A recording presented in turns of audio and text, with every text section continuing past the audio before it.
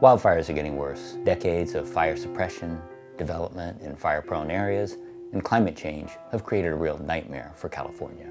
Fire is terrible for air quality, but importantly, it's also terrible for people's health. It can affect people from miles away in terms of increasing the rates of heart attack, asthma, and stroke. Disadvantaged and vulnerable communities are more at risk for exposure to both wildfire events and the impacts of wildfires. To prevent catastrophic wildfires, we need to get ahead of the problem. We have the expertise at Stanford in climate, in ecology, in engineering, in health, and policy. We have researchers who work in communities, who understand the barriers that people face, the psychological attachments people have to place, to create more sensitive solutions. We call this approach FIRE because it targets fuels, ignition, relocation, and extensive as well as intensive health impacts. We are uniquely positioned to identify vulnerable areas, to decrease the risk that a fire starts and spreads, and protect the safety and health of both people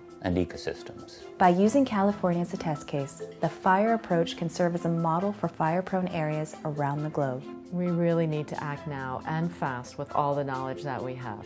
It's not just about forests. Not just about development. Not just about health. It's about the system as a whole.